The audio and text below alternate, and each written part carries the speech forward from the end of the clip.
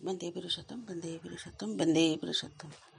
পরম পূজ্যপাদ শ্রী অবিন্দা ঋত্বিক সম্মেলন 14/7/2024 তিনি তার অমৃত বাণী শুনুন পড়ছি। প্রত্যেকটি শ্রীমন্দির শ্রী ঠাকুরের। আমরা কাউকে কোনো জায়গায় কাজ করতে বাধা দিতে পারি না। আমি আমার পুরো পরিবার দেওঘরে থাকি। আমরা যদি বলি যে শুধু দেওঘরের কাজ করব, আপনাদের মন্দিরে যাব না, কেমন লাগবে?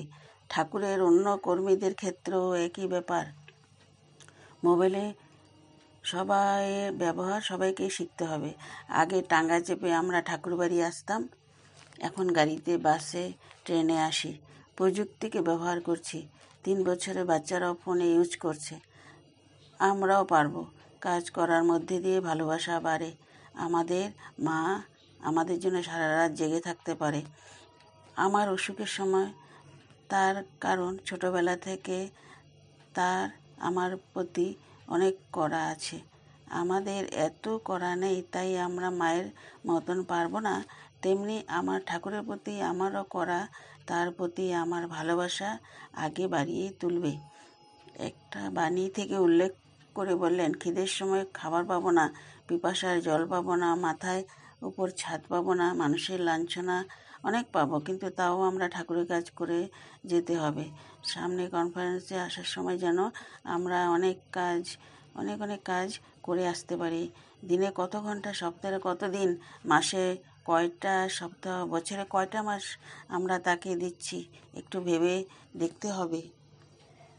পূজ্যপাদ শ্রী অবিন্দা অমরধাম 57 সৎসঙ্গ মন্দির, কলকাতা, ভারত। তারিখ 25/6/2025 ইংরাজি।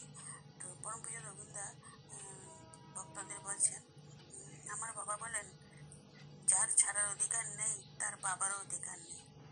তো ছেড়ে দিন, সব ছেড়ে দিন। না ছাড়লে পাবেন কি করে? যে জিনিস নিয়ে আপনার নামে কথা উঠছে, সঙ্গে সঙ্গে ছেড়ে দিন। ছাড়তে না পারলে পাওয়াও কিনতে হবে না।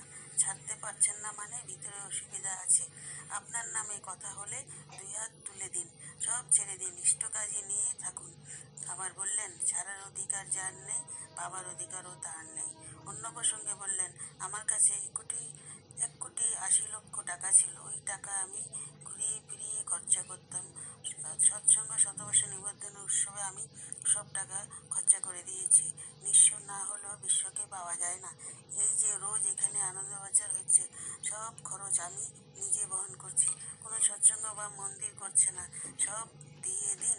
কলকাতার 67 বাড়িটিও ছেড়ে এখন আমরা পাশের মায়ের ফ্ল্যাটেই থাকি। জনিক ব্যক্তিকে